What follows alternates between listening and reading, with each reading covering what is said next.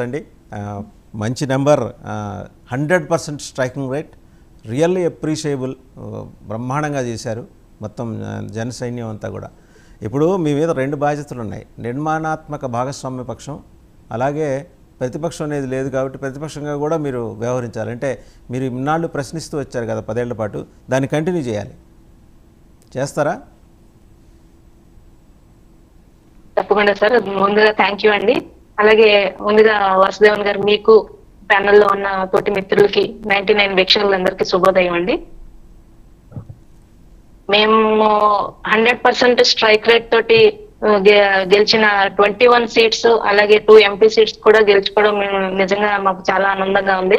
అలాగే ఇప్పటి వరకు ఎలాగైతే ఒక్క ఎమ్మెల్యే సీటు లేకపోయినా ఎలాగైతే బాధ్యత తీసుకుని ప్రతిపక్ష పాత్ర పోషిస్తూ ఈ 5 ఏళ్ల కాలంలో అంటే చెప్పాలంటే టీడీపీ కంటే కూడా ఎక్కువగా ప్రతిపక్ష పాత్ర జనసేన తీసుకుంది, ఆ బాధ్యత తీసుకుని ఇన్ని రోజులు పోరాడింది. ఇప్పుడు కూడా నిర్మాణాత్మక ప్రతిపక్ష పాత్ర పోషిస్తాం. మాతో పాటు వైసీపీ కూడా బలమైన ప్రతిపక్షంగానే వాళ్ళు పోరాడాలి, ప్రాంతీయ పార్టీలు ఉండాలి. అంటే కొన్ని న్యూస్లు వస్తున్నాయి, కాంగ్రెస్ లో కలిపేయాలి, ఇంకా వేరే ఆప్షన్ లేదు వైసీపీ కన్నా. అలా ఉండకూడదండి, లోకల్ పార్టీస్ కూడా ఉండాలి, వాళ్ళు కూడా నిర్మాణాత్మక ప్రతిపక్ష పాత్ర పోషిస్తూ ఉండాలి.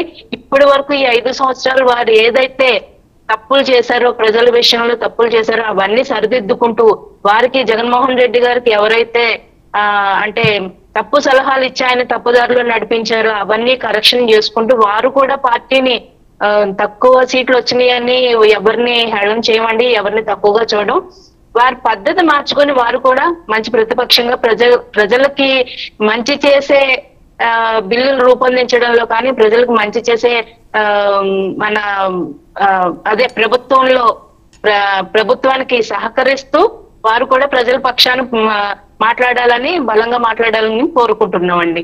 జగన్మోహన్ రెడ్డి గారు కూడా ఉన్న తక్కువ మంది ఎమ్మెల్యేలతో కూడా వారు చక్కగా వారి పార్టీలో జరిగిన లోపాలను సరిదిద్దుకుంటూ ప్రజల పక్షాన తిరుగుతూ ప్రజల తరపున ప్రజల గళాన్ని వారు కూడా వినిపించాలనే కోరుకుంటామండి. అన్ని పార్టీలు ఉండాలి, అన్ని పార్టీలు సమన్వయంగా పనిచేయాలి, ప్రజల కోసం పనిచేయాలన్నదే మా ఆకాంక్ష అండి. గుడ్. అంటే ఒక పాజిటివ్ థింకింగ్. అలాగే మీ నాయకుడు మాట్లాడినా, ఈరోజు మీరు మాట్లాడినా చక్కగా మాట్లాడారు, సకారాత్మకంగా. ఆయన ఒక మాట అన్నారు నిన్న, మాకు ఆయన ప్రతిపక్షం రాజకీయంగా ప్రత్యర్థే కానీ వ్యక్తిగతంగా కక్షలు ఏమి ఉండవు ఆయన మీద కానీ, ఆయన ఆ పార్టీ మీద కానీ అట్లాంటి కక్ష సాధింపులు కూడా ఉండవు. నిజంగా అంటే పవన్ కళ్యాణ్ మనస్తత్వం అట్లాంటివి ఉండకూడదు రాజకీయాల్లో. అక్కడితో అయిపోవాలి, ఎన్నికలతో అయిపోవాలి, తర్వాత అందరం కలిసి పని చేసుకోవాలి రాష్ట్రం కోసం అనేది. అలాగే మీరు కూడా అన్నారు. 100% అండి. నేను కూడా ఇప్పటి వరకు వైసీపీలో జరిగిన అన్యాయాలని, అక్రమాలని ప్రశ్నిస్తూ వచ్చాం. ఇక మీదట అవి మాట్లాడకూడదని అనుకుంటున్నాం. అంటే ఓటమి బాధలో ఉన్న వారిని మరీ వారిని బాధ పెట్టాలి, పించి చేయటం ఖచ్చితంగా వారు కూడా మంచి ఎవరికి మంచిది కాదు.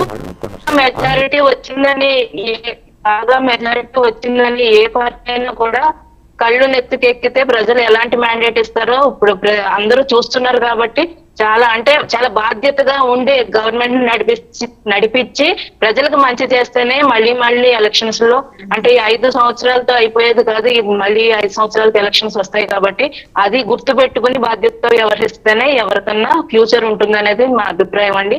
ఖచ్చితంగా ఈ ప్రభుత్వంలో కూడా ఎటువంటి అంటే ప్రజాకంటకంగా చేయకుండా సరైన పరిపాలన చేస్తారనే. రైట్ అండి. మళ్ళీ మీ దగ్గరకు వస్తే ఒకసారి బండారు రామ్మోహన్ రావు గారి దగ్గర. బండారు రామ్మోహన్ రావు గారు, రెండు ఇంపార్టెంట్. ప్రభుత్వంలో పవన్ కళ్యాణ్ గారు ప్రభుత్వంలో ఉంటారు కాబట్టి ఖచ్చితంగా మంచి పరిపాలన అందిస్తారని మేము ఆశిస్తున్నాం. కాని పక్షంలో ఖచ్చితంగా ప్రశ్నించడానికి ఏమాత్రం వెనుకాడమండి. రైట్. ప్రతిపక్ష సుజాత గారు, మళ్ళీ మీ దగ్గరకు వస్తా ఒకసారి. బండారు రామ్మోహన్ రావు గారు, చంద్రబాబు గారికి ఎన్డీఏ నుంచి ఉన్న ఆఫరు, కన్వీనర్, ఇండి కూటమి నుంచి ఉన్న ఆఫర్ అంటే deputy prime minister. That's what నిన్న కేసీ వేణుగోపాల్ గారు కన్వే చేసినట్టుగా మనకు తెలుస్తున్న వార్త. ఇందులో ఎంత పాటి నిజం ఉందనేది మనం చెప్పలేము, ఎందుకంటే పూర్తిగా పొలిటికల్ కార్డర్స్ నుంచి అందుతున్న speculation. So deputy prime minister ఇస్తే ఏదో ఆశపడిపోయి అన్నట్టు వెళ్ళిపోతాడని కాదు. ఈయన ప్రయారిటీ వేరుంటుంది. ఎందుకంటే ఖచ్చితంగా ఒకవేళ అటువంటి అవకాశమే వస్తే ముందు రాష్ట్ర ప్రయోజనాల గురించి మాడతారు ఆయన.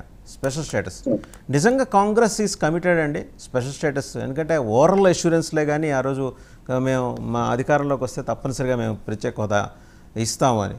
ఒకవేళ వాళ్ళ అధికారంలోకి రావడానికి ఈయన కానీ నితీష్ కుమార్ కానీ లేకపోతే ఇద్దరు కానీ సహకరించారనుకోండి, ఆంధ్రప్రదేశ్కి స్పెషల్ స్టేటస్ వచ్చే అవకాశం ఉందా? నీతి ఆయోగ్ని స్క్రాప్ చేయాలి, స్క్రాప్ చేసి ప్లానింగ్ కమిషన్ రీఇన్స్టేట్ చేయాలి. లేదు స్క్రాప్ చేయకుండా ఒక ప్రత్యేక వెసులుబాటు అంటే బైపాస్ కాకుండా దాని పక్కన నుంచి అవతల నుంచి ఔటర్ రింగ్ రోడ్ నిర్మించుకున్నట్టు ఒక ప్రత్యేక వ్యవహారం నడిపే వ్యవస్థని స్పెషల్ పర్పస్ వెహికల్ ఏర్పాటు చేసి ప్రత్యేక హోదా ఇస్తారా? నిజంగా కాంగ్రెస్ని నమ్మచ్చా? అంటే వాగ్దేవన్ గారు